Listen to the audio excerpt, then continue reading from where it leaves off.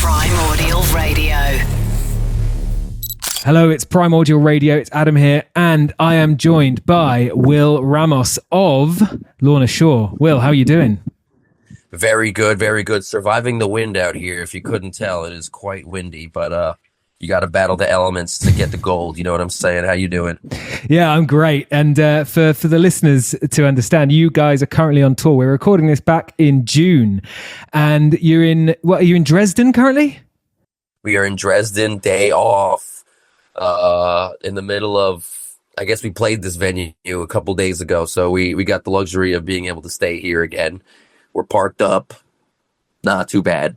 So it's exciting times for you guys. Obviously, you've got a brand new album coming out in September, which, by the way, the name of it is stunning. I feel the Everblack festering within me. Festering is an underused word, I think, in almost the entirety of the English language. So, so you're touring now, doing the summer festivals, and you're going to be doing a nice long run in the US as well. But tell me about the album. You must be really excited to get it out there. Oh, dude, we've been working on this for so long. It feels like we've had more studio time than we've ever had. And for that reason, we put a lot of everything that we've ever had, like all of us, into it, like the best version of all of us. And we're very excited to just finally get it out there, finally have somebody listen to what's going on. It's going to be good. I'm stoked. Well, at the time of recording, the only track that's out so far is Oblivion, and it is huge. It's absolutely massive. You can feel that you've really just put everything into the production, the songwriting, the orchestral sections. Every part of it is huge. But I kind of wanted to bring it back to, like, how do you guys write your music? Because it's so technical, so complex. You know, most bands answer, we get in a room and start jamming. Does that work with Lorna Shore? Definitely not. That would be great if it did. Yeah, dude, we are very, like, the way everything is done, it is very, you know, we start with one person. Adam comes up with an idea. He writes out a nice, like a rough draft instrumental for everybody to work with. And then I get stuck in a, what I call a vocal prison, where it's basically like this little studio room where I got all the rough drafts and I'm just listening to it. And I'm like, oh, let's slap some rhythms on it and some vocals and, you know, maybe like rough lyrics that I've had, and let's see how it all adds up. If it lines up good and I'm feeling the vibe of it, you know, we'll keep expanding upon that. But, you know, writing vocals, sometimes it's easy, sometimes it's hard, but I will say everything definitely starts with Adam. It gets handed off to everybody else, and everybody does their little beautiful finishing touches to make it what the Lorna Shore sound that everybody knows and loves. Now, talking of vocals, I've been watching a few videos and reading up a lot about your vocals, especially this, I think it was at the University of Utah, they did a study and they went right in to everything about your voice. Now, I've actually is a friend of mine who put me onto this. It's incredible what they were looking at and how you use your voice and how your voice works. If anyone wants to, they can go find out on YouTube. You've got so many different elements and styles and sort of bits to your repertoire that you can add in to your singing. How did that come about? Because I'm thinking, as a guitar player myself, you know, we'll buy these pedals and we'll buy different amps and try and, you know, test new strings, new tunings. You basically got like a pedal board of voices, I would say, and vocal techniques. Yes. Take me back to the beginning. And when did you start experimenting and discovering these things with your voice? I mean, I would say it goes back as far as, like, even when I first started doing vocals, I was probably like 15 years old, 16. And I've been doing it for more than half of my life at this point, which is absolutely insane to even say out loud. Like, I don't know when this happened, but we're here. And, you know, for me, I've been very like a competitive person my entire life. It's always like, if I'm really into something, I want to be the best at it. Like, and whether that means like learning from other people. And for me, when I was growing up, it was a lot of, oh, what is this vocalist doing? Oh, what is this vocalist doing? How can I learn how to do what this vocalist technique is versus this one? And then, like, you know, it's such a slow and steady process. And a lot of people think they could just get it, like, immediately. But a lot of it is, there's no way to teach somebody this. You just got to learn it on your own. It's all internal. You know, with the guitar pedal, with guitars, you can just grab a new pedal. It changes the whole sound of everything. But for vocals, it's completely different. There is no pedal. You are that pedal, exactly like what you're saying. And And the same way where you guys experiment with pedals and you get a whole bunch of different pedals, and then eventually you find that sound that you like.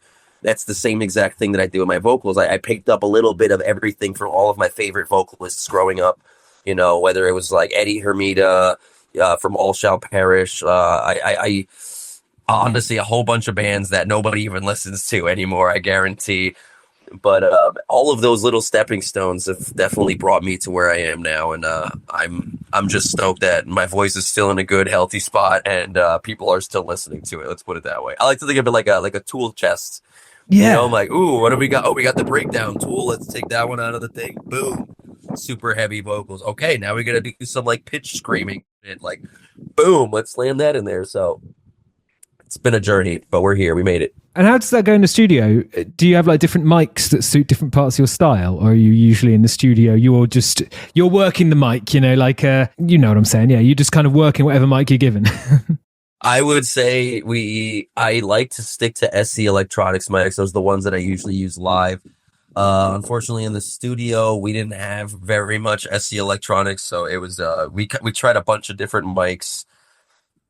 In the end, we just stuck to one. Then it was just like, let's just use this. Our mixer, master, whatever you want to call it, guy, Josh Schrader, absolutely incredible. And he was just like, listen, man, I'm not gonna lie with you, all those things. You come let some beat for them on your own and tell me what you think. And I was just like, this one just sounds better. We just ended up sticking with one microphone the entire time. So not too bad. Nice. Well, look, we're here not just to talk about Lorna Shore, and not just to talk about sort of your own career, but also your influences and bands that inspired you growing up. So we always ask sort of 4 big questions. I think we'll start out with some of those. And the first one is obviously a track from an artist who inspired you growing up. You've picked In Flames and Move Through Me. Well, Move Through Me, In Flames, for me, when I was growing up, I used to skate a lot. It was skating to school, skating back from school, getting out of school, skating more. Like, that was just like the thing that I loved to do. And one thing that I always used to do is I had my little iPod Nano, classic, you know, no kids these days don't know what the hell that even is. Good for you. I had my iPod Nano, I'd plug in, I'd go for a ride. I would listen to In Flames discography front to back. It's like, I don't want to say like he inspired me vocally, because we obviously do two completely different styles of vocals. Yeah. But the vibe and the general feeling that In Flames gave me, which wasn't necessarily a super like heavy feeling, but like a very ethereal, good feeling, that is something that I've always wanted to just like perpetuate in my own music. And I'm so stoked that now Lorna is like, we're in a place where I feel like I'm finally getting that itch scratched out of me. You know what I mean? It's not just all heavy all the time. It's deep. It means something to me. And I think In Flames they are the perfect epitome of that band, you know. And I think influences go even as far as not just vocal techniques, but literally that mentality. And I think that's why I absolutely love In Flames. I mean, I only chose that song because it's a fantastic song. The guitars are fantastic. The vocals are great.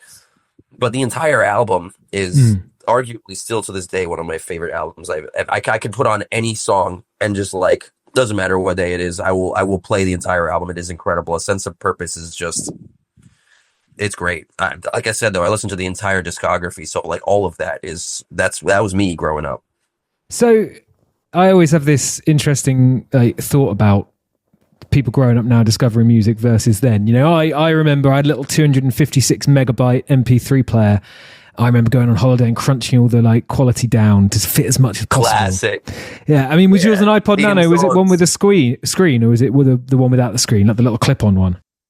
The Nano, no, it had a screen. Okay. But I also used to have, because I grew up in my family, we didn't have a lot of money. So at the time, that was like, the Nano was what we evolved into. You know what I mean? Yeah. I also had that 200 megabyte, you know, like 18 song MP3 player that I got. I don't even remember what website I used to get it off of. They just made a whole bunch of stuff. And I remember it was so bad. There was no touch screen. It was just straight analog buttons, and kids these days will never understand the struggles. Right. Would you rather stick with that, or would you rather have Spotify nowadays in your pocket on your phone and unlimited access to everything? Because and it could be nostalgia, but I see some value in sort of, you know, playing a discography to death, really getting into it, as opposed to thinking, right, I've heard that now, let's move on to the next thing?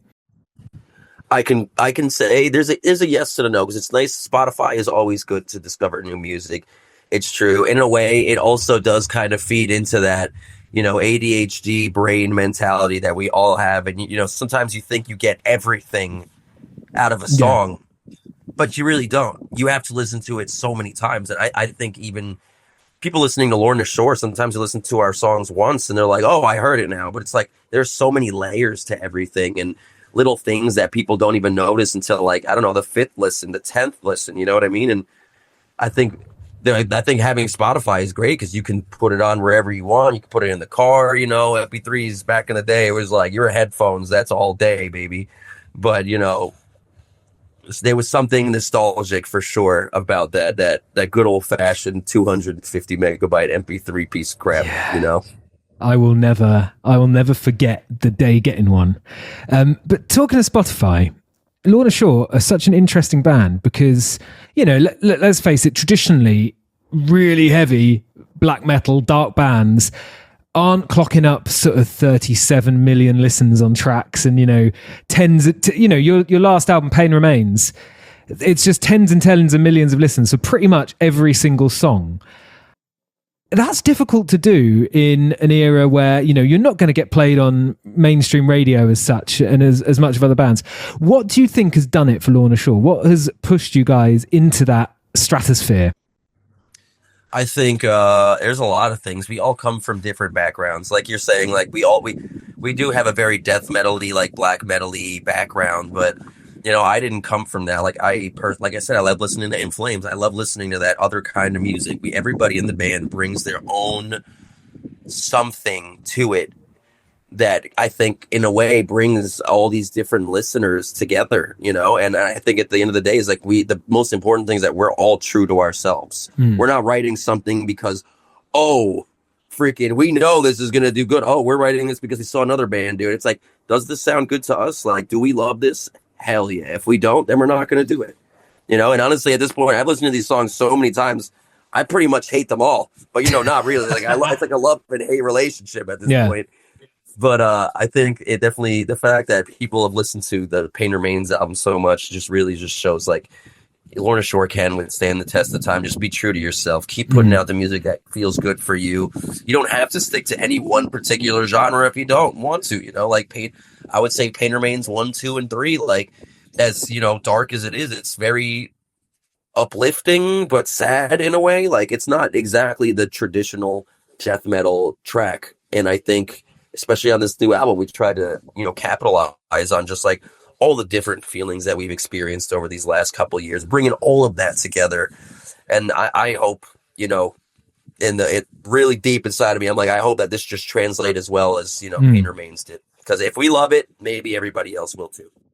Your music, obviously, the term symphonic gets knocked around a lot, but I find it quite operatic because there's like a journey through different emotions. You're saying there were Pain Remains. There's a lot of different feelings in that. It's not just your standard big riff, breakdown, big riff end, is it? It's kind of a lot of the Lorna Shore stuff does meander and it kind of moves you through a journey. That's exactly what we wanted. We wanted it to be like, you're listening to it start to finish. It is a song, yes, but you are going on a little bit of an adventure and you're experiencing all of the emotions the way that we wanted people to feel them. And, whether it comes from a real place or it doesn't, I think all of these emotions are things that everybody feels. And the more real that you are with it, the more real your audience will be as well. 100%. And we spoke about sort of, success on Spotify and also success crossing genres. One of the tracks we asked you to bring was a track from an artist who played the best gig you've ever seen. And you went for Sleep Token, who obviously right now, they are the big word in metal and a big word in other genres as well. Like, tell me about this, Sleep Token, The Love You Want. I've been listening to Sleep Token for a while now, since before The Summoning. I would say This Place Will Be Your Tomb was probably the album that really got me into them. Sundowning was obviously also really good. I mean, every album that they put out is good, but I've been listening to them for so long at this point, and still to this day, like, my favorite songs are still off of This Place Will Be Your Tomb. I like that song a lot, the Love You Want, just because like that is for me just like it's a personal song, it's a vulnerable song, and I'm not gonna lie, I think no matter who you are, if you hear this song in the middle of the freaking, you're driving somewhere, you know, alone or you're cranking this thing. It doesn't matter who you are. You think back to every single person that you've ever hurt in your entire life, whether you don't care about it anymore or not. But it starts bringing out those feelings, and it really helps you connect to the song. And that's exactly what I'm trying to do as well vocally. You know, the more vulnerable you are, hopefully the more people will get in touch with it. And I love that song a lot. I think it's a really beautiful song. And the whole album is great. What size venue were you seeing them at? Because they kind of catapulted beyond that sort of mid-level stage, didn't they? Oh, dude, I remember, well, I never saw them live when they were still putting out those songs. As far as I knew, I thought they were only like a studio band or something. And I was like, all right, cool, let's go. And then the Summoning came out, and, I actually started putting out my covers, and then the Summoning came out, and then it was just like everybody was on board. Everybody was like, dude, this is so sick. And we just saw them play yesterday and the day before yesterday at Rock'em Ring and Rock'em Park. Yeah. And it was huge, dude. I was like, this is the craziest production I've ever seen. It is like, we're standing there at the soundboard, and I'm looking up and I'm watching these guys. And I'm like, thank God, first of all, they're playing all the favorite songs that I want to hear, like The Love You Want. And I'm singing my freaking heart out. And I'm looking up at these guys, and I'm like, they have freaking rose petals falling from the ceiling. There's just, the production value it's massive. And I remember I looked at my guitarist Andrew, and I was just like, all right, how many t-shirts do we got to sell to get to this level? Because this is freaking crazy, Yeah. So I'm really stoked that they're doing well. We're friends with a couple of them, and they're all really nice people, and I'm just happy that they're killing it right now. They deserve all the love that they got. I saw them at, there's a festival near me in Gdansk. It's called Mystic Fest, and they were playing it in 2023, but it was originally booked for 2020, which obviously got cancelled due to COVID. And they honoured the booking, but had to rearrange it back to 2023. They were booked in like a 200 capacity room, and they stayed in that room, and they honoured that, and they came back in 2023. And honestly, like, that is the most squished in, stuffy, boiling hot room, but the energy was unbelievable. Like, I mean, it was kind of one of those like lucky to be there type of gigs, I guess. Oh, I can only imagine, dude. I wish I could be there. I remember when we played 200 cap rooms, and those rooms were tight, hot. Would be a word that I would say, intimate. You know what I mean? It was great, but I would love to see them. I can't even imagine them ever being in a room that small ever again. They're on some like Panic at the Disco style now. Like, they went from one place, and now they're just like, I'm just waiting for the day that they're on like regular radio. You know what I mean? Yeah. Like, it's going to happen. And obviously they're slowly like starting to break and leave the metal genre, or I guess with this last album, whatever it is, it's working for them. And it's fantastic. I don't think you guys are going to be in any small rooms anytime soon. But do you miss that? Do you miss a small room? Because I guess they're fun and there's energy, but then again, the complexity and the production values in your music, I don't know if it would necessarily, the bigger you get, probably the more it would limit you going in a small room. I think because how big our sound is, we have so much stuff now, like sound wise, so much gear, and a lot of these smaller rooms, I don't think they would be able to accommodate, the emotion or the whatever that you call it that we're trying to get out there. But I do kind of like I still miss, I saw a friend of mine, we just shot another music video not too long ago for one of our songs that isn't come out yet. But my friend was there, and he was my people I saw. They were like, "Oh, dude, how do you know Will?" Blah blah. I'm like, dude, he was like, I went back with Will on his first tour ever when we were playing 20 person. Like, it was like 10 people in our rooms, dude. And I still look back at that, and I'm like, those were some of the best times, man. Yeah. Like, it's cool now because it's fun. There's a lot of people. Everybody is just getting down with it. And of course, as a musician, you want that. But there's a part of you that's just like, you think back to those times when you play those small rooms. You're like, man, it was fun because there was no stress. There wasn't like an expectation, like you gotta be good. It's just like play the damn show and have fun, and the people will have fun too. And now it's really serious, and it's like, I look back at that, and I don't know if it's purely out of nostalgia, like the 256 megabyte MP3 player, or what. But different levels of pressure, isn't it? I guess you got crew, you got people who, as with all intents and purposes, work for you or work with you, whatever you want to call it. So it's very different, isn't it? Just to be able to drive to a gig in a van, rock up, play, get a kebab, and sort of head off home, I guess. Dude, I'm gonna tell you, man. I still feel this way. Like sometimes the worst of times make for the best and the greatest stories, and as much as you hate it in that moment, you'll look back at it later and be like, dude, this was awesome. And there was a time. So obviously now we got like this big old bus thing over here. It's everyone's like, oh, you got the bus. It must be nice. I would kill. I tell my manager all the time. I'm like, dude, what do we got to do to just get like a bunch of vans again? Like, bus. Well, we could just get like 5 vans and just put everybody in the van and just go. Have like a caravan of vans. Like that would be sick. I want to do that. It'll never happen, but it's just like, maybe you put it out there in the world and it'll happen again. I don't know. I think Les Claypool of Primus drives his own RV to gigs. I think he takes his family in a big RV and he drives in amongst. So that's kind of maybe, potential. Could get that doing. I would love that. Yeah. Right, we're going to move on to the next track. And it's a track from the artist who you regret never seeing. Now, I've never seen this band, and I also regret that. You've gone for Rage Against the Machine and Bulls on Parade. Tell me a little bit about Rage Against the Machine and your relationship with them. Well, that was another band that I also grew up listening to a lot. I mean, there's like a stepping stone of metal as you're growing up. You can't just go. When I first started listening to metal, I'm sure this got clipped somewhere, but I wasn't even really into a lot of the bigger bands at the time, and there are bands that are massive nowadays, like White. And in my mind, I was like, dude, this is like too heavy. I can't do this. You know what I mean? I'm Lamb of God. I was like, what is this guy doing? It's so heavy. My ears. I'm 6. This is 15-year-old Will. Like, he doesn't know anything. He's learning. Yeah. And on that stepping stone, we Rage Against the Machine. They were there. They had that old new metal. I don't even know what you want to call it, but I remember, again, just skating, having that in my MP3 player, jamming it all the time. And it was the point where, like, me and my friends would just walk up to each other and just start, Bulls on Parade! And we just, and like, that's it. Like, it was so silly, but, like, it's something that I'll never forget. And I don't think they play shows at all. I think at the time I was too young to even I think I went to my first show when I was like 17. Like, it was crazy. I was old. I was an old head, 16. I don't know.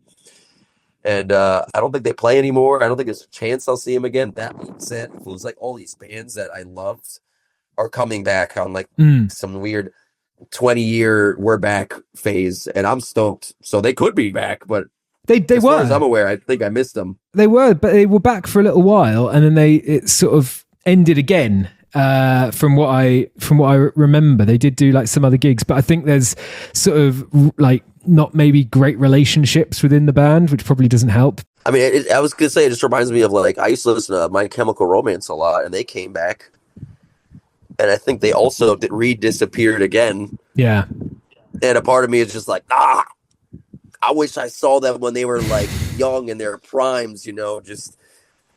When the Black Parade album came out, you miss these times, and I think it's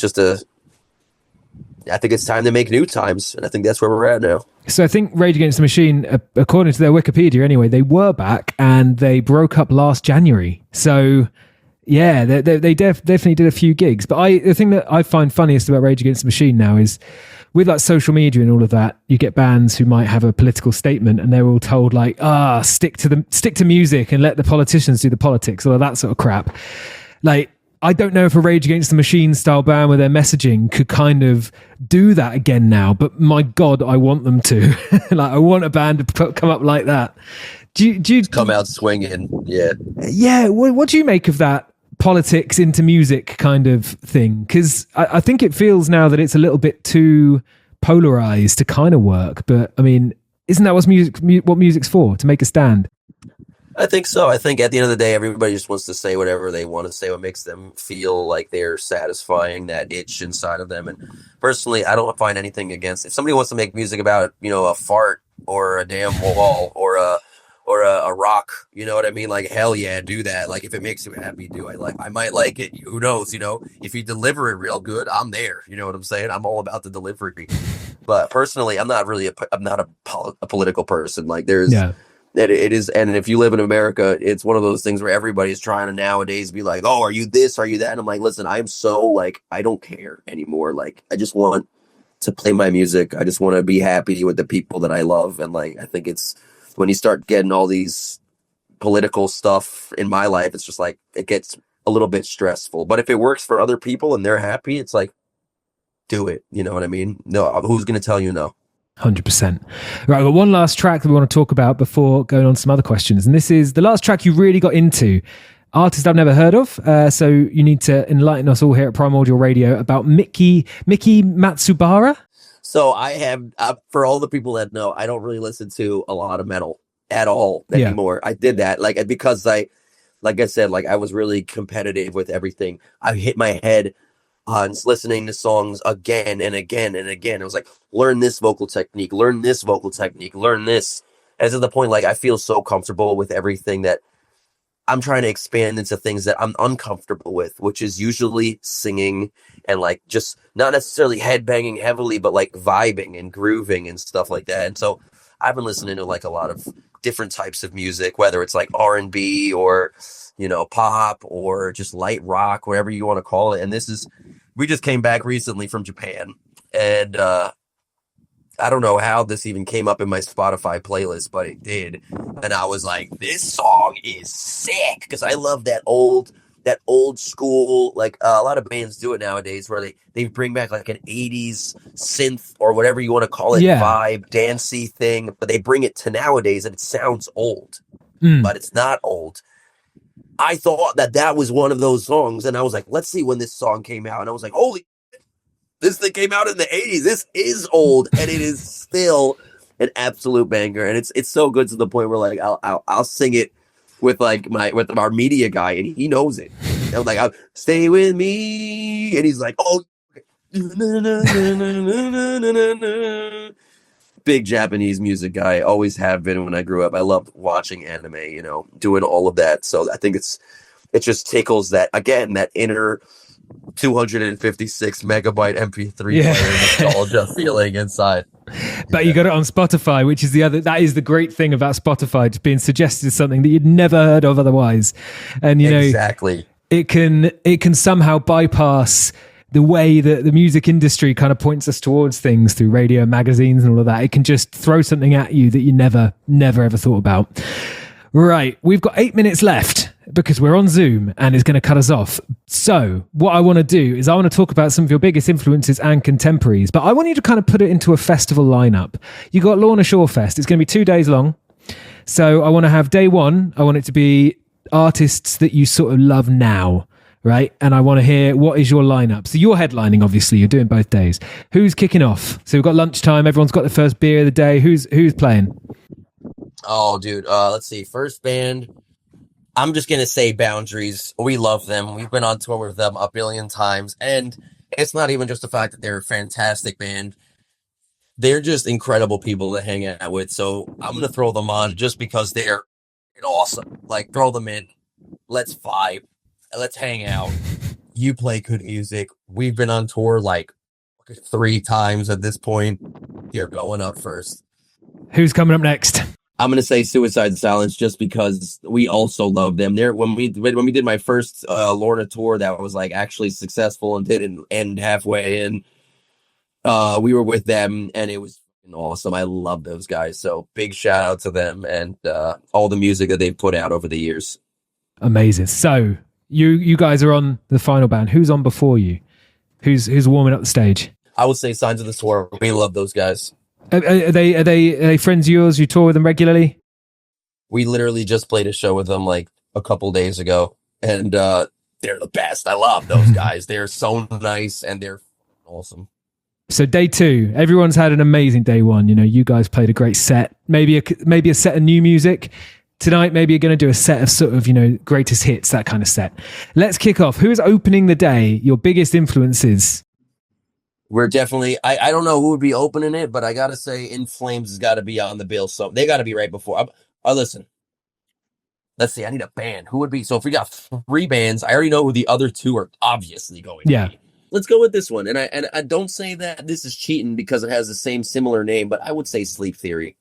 I love Sleep Theory.